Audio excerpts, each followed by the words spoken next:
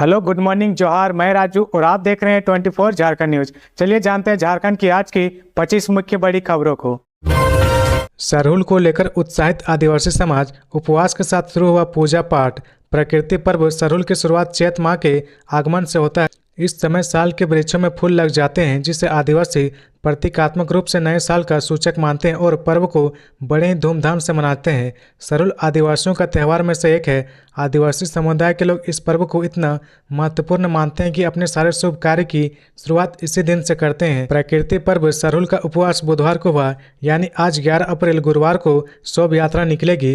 रांची में बसने वाले आदिवासियों की सरलता और प्रकृति के प्रति अनोखा प्रेम, इसकी झलक इनकी परंपरा में देखने को मिलती है, जो किसी और सभ्यता संस्कृति में देखने को नहीं मिलती है। यही कारण है कि आदिवासी को प्रकृति का पूजक कहा जाता है। इस बार 3 दिवसीय महापर्व पूजा की शुरुआत बुधवार को उपवास के साथ शुरू हो गई है। आदिवासियों का त्यौहार सरहुल को लेकर गांव के पहान विशेष अनुष्ठान करते हैं, जिसमें ग्राम देवता की पूजा की जाती और कामना की जाती है कि आने वाला साल अच्छा हो। इस क्रम में पहान सरना स्थल में मिट्टी के घड़े में पानी रखते हैं और पानी के स्तर से ही आने वाले साल में बारिश का अनुमान लगाया जाता है। पूजा समाप्त होने के बाद दूसरे दिन गांव के पहान घर घर जाकर फूल खोसी करते हैं, ताकि उस घर और समाज में खुशी बनी रहे।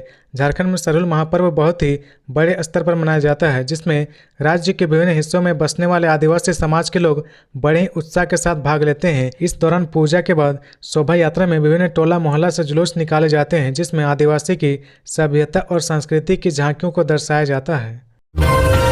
आरजेडी के प्रदेश सचिव सतपाल यादव ने बीजेपी ज्वाइन कर ली, बाबूलाल ने किया स्वागत। राजद के प्रदेश सचिव रहे सतपाल यादव ने बीजेपी का दामन थाम लिया है। बता दें कि मिहिजाम नगर परिषद निवासी सतपाल यादव ने बीजेपी कार्यालय पहुंचकर पार्टी ज्वाइन कर लिया है। बीजेपी प्रदेश अध्यक्ष बाबूलाल मरांडी ने सतपाल यादव को जामताड़ा के बीजेपी कार्यालय में सदस्यता दिलाई। इस मौके पर सतपाल यादव ने कहा कि हम जातिगत मुद्दों पर जो मर्जी कर ले, जिसका भी समर्थन कर दे, पर आज की वास्तविक स्थिति यह है कि भारतीय जनता पार्टी और प्रधानमंत्री नरेंद्र मोदी ने दिखा दिया है कि सही मायने में विकास क्या होता है। आज पूरी दुनिया में जिस तरह से भारत का डंका बज रहा, वह प्रधानमंत्री नरेंद्र मोदी के कुशल नेतृत्व को समर्पित है। ऐसे महान नेता की छत्र छाया में अगर समाज के विकास का दायित्व उठाने का मौका मिलता है तो यह हमारे लिए सौभाग्य की बात है। सतपाल यादव ने कहा कि बीजेपी का सिपाही बनकर देश के विकास में योगदान देना मुझे अच्छा लगा, इसलिए मैंने भाजपा के साथ चलना पसंद किया। मिट्टी धंसने से 3 महिलाओं की मौत। पूर्वी सिंहभूम के बहरा गोड्डा से बड़ी खबर सामने आ रही। जानकारी मिल रही कि माटीहाना पंचायत के धर्मपुर गांव में मिट्टी धंसने से 3 महिलाओं की मौत हो गई, जबकि 4 महिलाओं के घायल होने की खबर है। घटनास्थल पर ग्रामीण की भीड़ लग गई है। पुलिस की टीम भी मौके पर पहुंच गई और घायलों को अस्पताल पहुंचाया गया। स्थानीय लोगों के अनुसार पंचायत के कोकमारा गांव के पास चाकुलिया बहरा गोड्डा मुख्य मार्ग के किनारे खड़ी मिट्टी की खुदाई की जा रही थी। इस काम में कई मजदूर लगे हुए थे। इसी दौरान मिट्टी धंस गई। मिट्टी धंसने से कई मजदूर मिट्टी में दब गए। घटना की जानकारी बहरा गोड्डा थाना प्रभारी को दी गई, जिसके बाद थाना प्रभारी विकास कुमार और बहरा गोड्डा अंचल अधिकारी भोले शंकर महतो तुरंत मौके पर पहुंचे। प्रशासन और स्थानीय लोगों की मदद से मिट्टी में दबे मजदूरों को बाहर निकाला गया। इस दौरान 3 लोगों की मौत की खबर है। 4 लोग गंभीर रूप से घायल हो गए। हालांकि मृतकों के संबंध में कोई आधिकारिक पुष्टि नहीं की गई है। घायलों को बेहतर इलाज के लिए तुरंत बहरागोड़ा सामुदायिक स्वास्थ्य केंद्र ले जाया गया, जहां से उनकी गंभीर स्थिति को देखते हुए बेहतर इलाज के लिए रेफर कर दिया गया। घटना की खबर मिलते ही बहरागोड़ा विधायक समीर मोहंती भी मौके पर पहुंचे और मृतकों और घायलों के परिजनों से मुलाकात की। जानकारी के मुताबिक घर की लेपन में इस्तेमाल के लिए खड़ी मिट्टी को प्लास्टिक की बोरियों में पैक करने के लिए खुदाई की जा रही थी, तभी अचानक मजदूरों के ऊपर मिट्टी का ढेर गिर गया। इसी क्रम में यह हादसा हो गया। राज्यपाल सीपी राधाकृष्णन ने मॉब लिंचिंग विधेयक राष्ट्रपति को भेजा। भीड़ की परिभाषा से सहमत नहीं। राज्यपाल सीपी राधाकृष्णन ने मॉब लिंचिंग विधेयक को राष्ट्रपति के पास विचार करने के लिए भेज दिया है। दरअसल इससे पहले पूर्व राज्यपाल रमेश बैस ने विधेयक सरकार को लौटा दिया था। उन्होंने विधेयक में मॉब लिंचिंग की परिभाषा पर आपत्ति दर्ज कराई थी, लेकिन सरकार ने मॉब लिंचिंग की परिभाषा को संशोधित किए बिना ही राज्यपाल सीपी राधाकृष्णन को भेज दिया था। हालांकि सरकार द्वारा भेजे गए विधेयक की समीक्षा और उस पर कानूनी राय लेने के बाद राज्यपाल ने इसे राष्ट्रपति के पास भेज दिया है, जिसका मुख्य कारण है मॉब लिंचिंग की परिभाषा का कानून सम्मत नहीं होना। सरकार द्वारा स्वीकृति के लिए भेजे गए झारखंड भीड़ हिंसा एवं भीड़ लिंचिंग विधेयक 2021 में 2 या 2 से अधिक व्यक्तियों के किसी समूह को मॉब या भीड़ के रूप में परिभाषित किया गया है। राष्ट्रपति के पास भेजे गए विधेयक में कहा गया कि देश में लागू भारतीय दंड संहिता में 5 या 5 से अधिक लोगों के उग्र समूह को मॉब या भीड़ के रूप में परिभाषित किया गया है। केंद्र सरकार द्वारा बनाई गई भारतीय न्याय संहिता में भी 5 या 5 से अधिक लोगों के उग्र समूह को मॉब या भीड़ के रूप में परिभाषित किया गया है। इस तरह राज्य विधानसभा से पारित विधेयक में मॉब या भीड़ की परिभाषा कानून सम्मत नहीं है। ऐसी स्थिति में इस पर राष्ट्रपति द्वारा विचार किया जाना ही बेहतर होगा। इससे पहले जब झारखंड सरकार ने विधेयक को राज्यपाल के पास भेजा था, तब राज्यपाल ने विधेयक की धारा 2(6) में मॉब या भीड़ की परिभाषा पर आपत्ति दर्ज कराते हुए इसे संशोधित कर कानून के अनुरूप बनाने का सुझाव दिया था। तब राज्यपाल ने विधेयक के हिंदी और अंग्रेजी प्रारूप के अनुवाद में हुई गलतियों को भी सुधारने का सुझाव दिया था। सरकार ने राज्यपाल के सुझाव के आलोक में अनुवाद की गलतियों को सुधारा, लेकिन मॉब या भीड़ की परिभाषा में किसी तरह का बदलाव किए बिना इसे विधानसभा से पारित कराकर राज्यपाल के पास स्वीकृति के लिए भेज दिया गया था। खूंटी में 23 अप्रैल को पर्चा दाखिल करेंगे बीजेपी के अर्जुन मुंडा, करेंगे शक्ति प्रदर्शन। खूंटी संसदीय सीट से भारतीय जनता पार्टी के लोकसभा उम्मीदवार अर्जुन मुंडा 23 अप्रैल को पर्चा दाखिल करेंगे। बता दें कि केंद्र की कृषि और जनजातीय मामलों के मंत्री अर्जुन मुंडा नामांकन के बाद रोड शो करेंगे। इसके बाद जनसभा को संबोधित करेंगे। बीजेपी ने अर्जुन मुंडा को दूसरी बार खूंटी सीट से प्रत्याशी बनाया है। यहां उनका मुकाबला इंडिया गठबंधन के तरफ से कांग्रेस उम्मीदवार कालीचरण मुंडा से होगा। पिछली बार भी यही दोनों मैदान में थे। अर्जुन मुंडा मामूली वोट से जीते थे।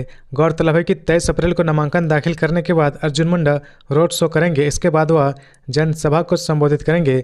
खबरें हैं कि खूंटी संसदीय सीट के अंतर्गत सभी विधानसभा क्षेत्र बीजेपी के कार्यकर्ताओं और नेता नामांकन में शामिल होंगे। कहा जा रहा है कि सरायकेला खरसावां से भी कार्यकर्ताओं का हुजूम नामांकन में शामिल होने पहुंचेगा। तैयारी चल रही है। अभी पार्टी की तरफ से इस बात की आधिकारिक जानकारी नहीं दी गई है। अर्जुन मुंडा ने नामांकन के समय झारखंड बीजेपी के कौन से नेता शामिल होंगे, संभावना की प्रदेश अध्यक्ष बाबूलाल मरांडी और प्रभारी लक्ष्मीकांत वाजपेयी सहित अन्य लोग शामिल हो सकते हैं। हालांकि पार्टी ने अभी आधिकारिक रूप से कोई बयान नहीं दिया है। खबरों में आगे बढ़ने से पहले अगर अभी तक आपने इस चैनल को सब्सक्राइब नहीं किया तो प्लीज सब्सक्राइब कर ले, जिससे झारखंड की हर छोटी सी बड़ी खबर की अपडेट आप तक पहुंचता रहे। देवघर में नमाजियों पर चढ़ी पिकअप वैन, 5 लोगों को कुचला, 1 की मौत। देवघर में तेज रफ्तार बेकाबू पिकअप वैन ने 5 नमाजियों को कुचल दिया। हादसे में 4 लोग घायल हो गए, 1 व्यक्ति की मौत हो गई। बताया जाता है कि ये सभी 5 लोग नमाज अदा करने के बाद टहल रहे थे, तभी पिकअप वैन ने इन्हें अपनी चपेट में ले लिया। घटना देवघर जिला के कुंडा थाना क्षेत्र अंतर्गत देवघर सारवा मुख्य मार्ग स्थित डाकघर के समीप घटी है। बताया जाता है कि हादसे के बाद गंभीर रूप से जख्मी लोगों को स्थानीय लोगों ने अस्पताल पहुंचा दिया। सदर अस्पताल में उनका इलाज किया जा रहा है। हादसे में मृत व्यक्ति की पहचान 22 वर्षीय तफजुल अंसारी के रूप में की गई है। तफजुल कुंडा थाना क्षेत्र के खागड़ा गांव का रहने वाला था। हादसे में महबूब अंसारी, तनवीर हुसैन, रियाज अंसारी और फिराक अंसारी घायल हो गए। ये सभी लोग भी अखाड़ा गांव के ही रहने वाले हैं। उनको प्राथमिक उपचार के बाद बेहतर इलाज के लिए रेफर कर दिया गया। रियाज अंसारी ने बताया कि वे लोग सुबह की नमाज अदा करने के बाद 6 बजे सड़क किनारे टहल रहे थे, तभी मालवाहक पिकअप वैन ने उनको रौंद दिया। इधर घटना की सूचना मिलते ही कुंडा थाना प्रभारी प्रशांत कुमार, एएसआई चुन्नू मंडल सहित अन्य पदाधिकारी दल बल के साथ घटनास्थल पर पहुंचे। धक्का मारने वाले पिकअप वैन की पहचान की जा रही है। गौरतलब है कि गुरुवार को ईद है। इससे पहले तफजुल की मौत से खगड़ा गांव में मातम पसर गया। घायल युवक के घर में भी चिंता है। इधर खुशियां फीकी पड़ गई है। लोबिन हेम्ब्रोम ने राजमहल संसदीय सीट से निर्दलीय चुनाव लड़ने का किया ऐलान। झारखंड मुक्ति मोर्चा झामुमो के वरिष्ठ एवं लोकप्रिय नेता लोबिन हेम्ब्रोम ने राजमहल संसदीय सीट से निर्दलीय उम्मीदवार के रूप में लोकसभा चुनाव 2024 लड़ने का ऐलान कर दिया है। साथ ही कहा कि वह बागी नहीं हुए, बागी झामुमो हुआ है। बोरियो विधानसभा क्षेत्र से निर्वाचित विधायक ने साफ कर दिया कि वह निर्दलीय प्रत्याशी के रूप में राजमहल लोकसभा सीट से आम चुनाव 2024 लड़ेंगे। प्रेस कॉन्फ्रेंस करके लोबिन ने इसकी घोषणा की है। लोबिन ने कहा कि झामुमो ने वर्ष 2019 में जिन सिद्धांतों पर विधानसभा का चुनाव जीता था उन सिद्धांतों पर वह टिक न सके। कहा कि पार्टी ने ना तो लोगों को रोजगार दिया ना ही स्थानीय नीति का कानून लागू किया। लोबिन हेम्ब्रोम ने कहा कि राजमहल लोकसभा सीट से झारखंड मुक्ति मोर्चा के विजय हांसदा इकलौते सांसद है, लेकिन इस बार जनता विजय हांसदा के पक्ष में नहीं, किसी से भी जाकर पूछ लीजिए। लेकिन इस बार जनता विजय हांसदा के पक्ष में नहीं है, किसी से भी जाकर पूछ लीजिए। हर कोई विजय हांसदा का विरोध करता है। कई विरोध पत्र, शिकायत और वहां के लोग झारखंड मुक्ति मोर्चा के ऑफिस तक आकर विजय हांसदा की शिकायत करते हैं। सब चीज़ों को दरकिनार करते हुए पार्टी ने एक बार फिर से विजय हांसदा पर ही भरोसा किया है। लोबिन हेम्ब्रोम आगे कहते हैं कि जब मैंने विजय हांसदा की शिकायत पार्टी से की तो बसंत सोरेन ने भी इसका समर्थन किया। कई लोगों ने मुझसे कहा कि उसकी शिकायत मैंने कल्पना सोरेन से क्यों नहीं की है। इस पर उन्होंने कहा कि मैं कहना चाहता हूं कि कल्पना सोरेन कौन होती है जिससे मैं इसकी शिकायत करूं। मैंने मुख्यमंत्री चंपई सोरेन से बात की थी, बसंत सोरेन होते तो मैं उनसे बात करता। झारखंड हाईकोर्ट ने केंद्र से पूछा सवाल, सीएए लागू होने पर संथाल में बांग्लादेशी घुसपैठियों पर कार्रवाई हो सकती है या नहीं। झारखंड हाईकोर्ट ने साहेबगंज, पाकुड़, दुमका, गोड्डा और जामताड़ा आदि क्षेत्र में अवैध प्रवासियों बांग्लादेशी घुसपैठियों के प्रवेश के कारण जनसंख्या में हो रहे बदलाव को लेकर दायर जनहित याचिका पर सुनवाई की। जस्टिस सुजीत नारायण प्रसाद व जस्टिस अरुण कुमार राय की खंडपीठ ने मामले की सुनवाई के दौरान पक्ष सुनने के बाद मौखिक रूप से केंद्र सरकार से पूछा कि नागरिकता संशोधन कानून सीएए लागू हो गया है। सीएए के तहत केंद्र सरकार संथाल परगना क्षेत्र के साहिबगंज, पाकुड़, दुमका, गोड्डा व जामताड़ा जिले में बांग्लादेशी घुसपैठियों के प्रवेश के खिलाफ कार्रवाई कर सकती है या नहीं। खंडपीठ ने इस बिंदु पर 3 सप्ताह के भीतर केंद्र सरकार से इंस्ट्रक्शन लेकर शपथ पत्र दायर करने का निर्देश दिया है। मामले की अगली सुनवाई के लिए खंडपीठ ने 2 मई की तिथि निर्धारित की है। इससे पहले मामले की सुनवाई के दौरान खंडपीठ को बताया गया कि संथाल परगना क्षेत्र के जिले में बड़े पैमाने पर बांग्लादेशी घुसपैठी अवैध प्रवेश करते हैं। घुसपैठ लगातार बढ़ती जा रही है। इसके कारण उस क्षेत्र की डेमोग्राफी बदलती जा रही घुसपैठी आदिवासी आबादी को बहुत प्रभावित कर रहे हैं। केंद्र सरकार ने सीएए लागू किया है। इसके आधार पर केंद्र सरकार कार्रवाई कर सकती है। राज्य सरकार की इससे अधिक भूमिका नहीं है। झारखंड में घुसपैठ पर पूर्ण रोक लगाने की जरूरत है। केंद्र सरकार की ओर से अधिवक्ता प्रशांत पल्लव ने पैरवी की। पूर्व की सुनवाई में कोर्ट ने केंद्र सरकार व राज्य सरकार की संयुक्त टीम बनाकर अवैध प्रवेश पर कार्रवाई करने को कहा था। उल्लेखनीय कि प्रार्थी दनियाल दानिश ने जनहित याचिका दायर कर बांग्लादेशी घुसपैठियों के प्रवेश को रोकने की मांग की है। प्रदीप यादव पर यौन शोषण का आरोप लगाने वाली महिला ने फेसबुक पर कहा, गवाही देने के लिए मुझ पर डाला जा रहा दबाव। इस बार के लोकसभा चुनाव में झारखंड का गोड्डा हॉट सीट होगा। भाजपा ने जहां निशिकांत दुबे को गोड्डा सीट से टिकट दे दिया है, वहीं कांग्रेस ने अभी भी गोड्डा को लेकर पत्ते नहीं खोले हैं। हालांकि टिकट के रेस में सबसे आगे पोड़ैयाहाट विधायक प्रदीप यादव चल रहे। बुधवार सुबह प्रदीप यादव पर यौन शोषण का आरोप लगाने वाली महिला की फेसबुक पोस्ट ने मामले का पेचीदा बना दिया है। इस मामले की बुधवार को कोर्ट में सुनवाई होनी है, लेकिन सुनवाई से पहले सुबह 8 बजे के करीब रिंकी झा फेसबुक पर पोस्ट कर लिखती है कि कल से लगातार मुझे धमकी दी जा रही है, मुझ पर दबाव डाला जा रहा मेरे एक केस को लेकर उसमें गवाही देने के लिए। हालांकि रिंकी झा ने यह नहीं बताया कि उन्हें किस केस के लिए धमकी दी जा रही और धमकी देने वाला कौन है। उन्होंने यह भी नहीं बताया कि उन्हें गवाही देने के लिए कौन दबाव दे रहा। हालांकि पिछले दिनों मौजूदा सांसद निशिकांत दुबे ने बयान देते हुए इस केस का जिक्र किया था। सोशल मीडिया पर कई लोग पूछ रहे हैं कि कौन रिंकी झा पर गवाही देने का दबाव डाल रहा है। दरअसल एक महिला ने उन पर यौन शोषण का आरोप लगाया है, जिसे प्रदीप यादव की तरफ से पहले हाईकोर्ट में फिर सुप्रीम कोर्ट में केस खारिज करने के लिए अपील की गई थी। 1 सितंबर को हाईकोर्ट से और 3 दिसंबर 2023 को सुप्रीम कोर्ट ने उनकी याचिका खारिज कर दी थी। दोनों ही कोर्ट की तरफ से कहा गया था कि प्रदीप यादव के खिलाफ केस चलाने लायक काफ़ी साक्ष्य हैं। ऐसे में अब यह मामला दुमका लोअर कोर्ट में चल रहा है। फिलहाल प्रदीप यादव बेल पर हैं। ऐसे में आखिरी मौके पर अगर सीईसी की बैठक में इस आरोप पर कांग्रेस के आला पदाधिकारी चर्चा करते हैं तो उनकी मुश्किलें बढ़ सकती है। धनबाद में जमीन विवाद को लेकर 2 गुटों में जबरदस्त मारपीट, तेजाब से 2 झुलसे। धनबाद जिले के तोपचांची हरिहरपुर थाना क्षेत्र के चमड़ा गोदाम में जमीन विवाद को लेकर 2 गुटों में जबरदस्त भिड़ंत हो गई, जिसमें 4 लोग गंभीर रूप से जख्मी हो गए। भुक्तभोगियों ने बताया कि बीती रात विनोद महतो, राहुल महतो नामक युवक मेरे जमीन पर जबरन निर्माण का कार्य कर रहा था। जानकारी मिलने पर हम लोग जब वहां पहुंचे तब उन लोगों ने हम लोगों के ऊपर जानलेवा हमला कर दिया। विनोद महतो, राहुल महतो ने लगभग 15 लोगों के साथ लाठी, डंडे और तेजाब से हमला कर दिया। इस तेजाब हमले में एक महिला और नाबालिग बच्ची गंभीर रूप से घायल हो गई है, जबकि गोपाल सोनी और लव नारायण स्वर्णकार के सिर में चोटें लगने से गंभीर रूप से घायल हो गई है। तेजाब से रीता गुप्ता का पीठ और नंदिनी कुमारी का हाथ जल गया है। भुक्तभोगी रीता देवी ने बताया कि साजिश के तहत हमला किया गया है। हमला के दौरान गले से सोना का चेन लूट लिया गया। तेजाब के हमले से हमारा पीठ जल गया है। घटना में गोपाल, कुमारी सोनी, लव नारायण, स्वर्णकार, रीता देवी, नंदिनी कुमारी गंभीर रूप से जख्मी हो गए हैं। घटना के बाद घायल भुक्तभोगियों ने इसकी सूचना हरिहरपुर पुलिस को दी, जहां पुलिस घायलों को इलाज के लिए साहो बहियार स्थित सामुदायिक स्वास्थ्य केंद्र भेज दिया। सभी घायलों को बेहतर इलाज के लिए धनबाद स्थित SNMMCH अस्पताल भेजा जा रहा है। जोबा मांझी ने कहा, गीता कोड़ा ने जनता का भरोसा तोड़ दिया, मेरी जीत देगी जवाब। झामुमो ने जोबा मांझी को सिंहभूम लोकसभा सीट से अपना उम्मीदवार बनाया है। झामुमो ने उन पर भरोसा जताते हुए उन्हें लोकसभा चुनाव में भाजपा प्रत्याशी गीता कोड़ा के खिलाफ अपना उम्मीदवार बनाया है। झामुमो द्वारा प्रत्याशी घोषित किए जाने के बाद जोबा मांझी ने कहा कि पार्टी ने उन पर भरोसा जताया है, वे उस पर खरा उतरने की कोशिश करेंगी। जल, जंगल और जमीन की लड़ाई को प्राथमिकता के आधार पर उठाया जाएगा। वह लोकसभा चुनाव में क्षेत्र की समस्याओं को लेकर जनता के बीच जाएंगी। इस सवाल पर कि वह अपनी जीत को लेकर कितने आश्वस्त है, उन्होंने कहा कि सिंहभूम की जनता तैयार है, समय आने पर पता चल जाएगा। उन्होंने गीता कोड़ा का नाम लिए बिना कहा कि पिछले लोकसभा चुनाव में गठबंधन ने कांग्रेस पार्टी के उम्मीदवार खड़ा किया था, जिसे सिंहभूम की जनता और गठबंधन के सहयोग और समर्थन से जीता गया। लेकिन इन मौके पर गीता कोड़ा ने बीजेपी में शामिल होकर सबका भरोसा तोड़ा। हम सभी के सहयोग से उन्हें दिल्ली भेजा गया था। वह जीत उनकी अपनी जीत का ताकत नहीं थी। बता दें कि जोबा मांझी राजनीतिक कैरियर के सामने गीता कोड़ा काफ़ी युवा नेत्री है। जोबा मांझी को चुनाव जीतने का और विधायक मंत्री बनने का अनुभव काफ़ी ज़्यादा है। अब यह देखना दिलचस्प होगा कि इस बार सिंहभूम में किसकी जीत होगी।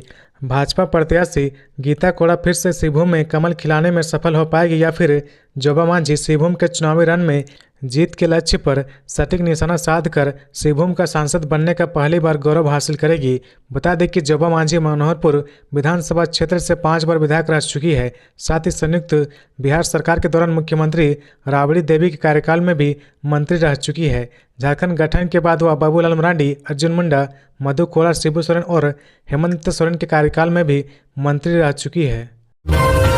पूर्व विधायक पोलू सोरेन को आजीवन कारावास की सजा। 11 साल पुराना है मामला।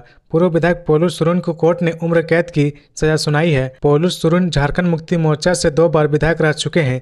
11 साल पहले दोहरे हत्याकांड से जुड़े मामले में दोषी करार दिए गए पूर्व विधायक पोलू सोरेन और PLFI उग्रवादी जेठा कच्छाप को बुधवार को न्यायाधीश दिनेश कुमार की अदालत ने आजीवन कारावास की सजा सुनाई है। साथ ही पोलू सोरेन पर 25,000 और जेठा कच्छाप पर 45,000 रुपये का जुर्माना भी लगाया गया है। इससे पहले 6 अप्रैल 2024 को कोर्ट ने दोनों को हत्या के मामले में दोषी करार दिया था। उसी दिन पूर्व विधायक को गिरफ्तार कर जेल भेज दिया गया था। 27 नवंबर 2013 को भूषण सिंह और राम गोविंद सिंह की उस वक्त हत्या कर दी गई थी जब दोनों अपने घर में बैठे थे। हत्या का आरोप तत्कालीन तोरपा विधायक पोलू सोरेन और जेठा कच्छाप पर लगा था। हत्या की घटना के बाद भूषण सिंह के भाई ने खूंटी के कर्रा थाने में कांड संख्या 27/2013 के तहत प्राथमिकी दर्ज कराई थी, जिसके बाद कोर्ट में मामला चल रहा था। बता दें कि अदालत ने इस केस में कृष्णा महतो व 3 महिला आरोपियों के साक्ष्य के अभाव में पहले ही बरी कर दिया था। PLFI सुप्रीमो दिनेश गोप ने भी इस मामले में ट्रायल का सामना कर रहा है। इससे पहले रांची कोर्ट ने 6 अप्रैल को पूर्व विधायक पोलू सोरेन व नक्सली जेठा कच्छाप को दोषी करार दिया था। इस दौरान अभियोजन पक्ष की ओर से 12 गवाहों का बयान कलमबद्ध कराया गया था। सुनवाई के वक्त पोलू सोरेन सशरीर कोर्ट में उपस्थित रहे। वहीं नक्सली जेठा कच्छाप वीडियो कॉन्फ्रेंसिंग के जरिए शामिल थे, जबकि बचाव पक्ष की ओर से एक गवाह प्रस्तुत किया गया था। अपराधियों ने JMM नेता पर फेंका बम, बमबाजी में 2 घायल। सरायकेला खरसावां जिले के आदित्यपुर थाना क्षेत्र में अपराधियों ने झामुमो नेता और एक व्यवसायी पर बम से हमला कर दिया। घटना मंगलवार की रात करीब 9 बजे की है। आदित्यपुर थाना क्षेत्र अंतर्गत teacher training turn MTC mall के पीछे अपराधियों ने बमबाजी की घटना को अंजाम दिया है, जिसमें झामुमो से जुड़े एक नेता समेत एक ट्रांसपोर्ट व्यवसायी घायल हो गए।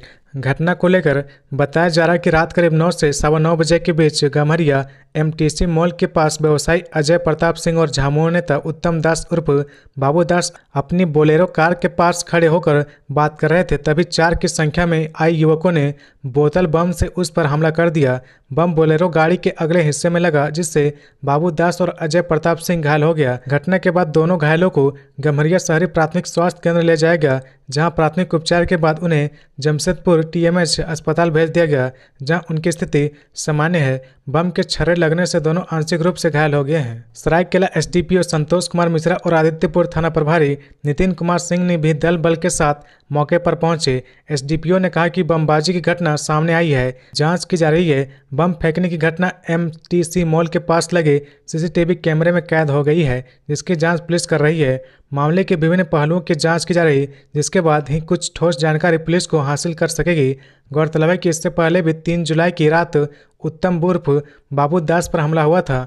बाबू दास भी आपराधिक मामले में शामिल रहा है। पूर्वी सिंहभूम के चाईबासा बस स्टैंड के पास से 9 लाख व केशपुर चेकपोस्ट से 5 लाख से अधिक कैश जब्त। लोकसभा चुनाव 2024 को लेकर वाहनों की जांच के क्रम में झारखंड पुलिस को बड़ी सफलता मिल रही। इस क्रम में पूर्वी सिंहभूम जिले के चाईबासा बस स्टैंड के पास से बागबेड़ा पुलिस ने कार से जा रहे मिट्टी व्यवसायी शाहनवाज अंसारी से 9 लाख कैश बरामद किए हैं। इसके पहले वाहन की तलाशी के दौरान केशपुर चेकपोस्ट से जमशेदपुर पुलिस ने 5,63,400 रुपये कैश बरामद किए गए। 2 दिन पहले भी केशपुर चेकपोस्ट से 71,500 रुपये जब्त किए गए थे। पूर्वी सिंहभूम जिले की गालूडी पुलिस और एसएसटी के संयुक्त चेकिंग में धालभूमगढ़ निवासी मनन मिथ्या के मारुति स्विफ्ट हेमंत सोरेन के साथ जमीन घोटाले के मामले में आरोपी हिलेरियस कच्छाप की मौत।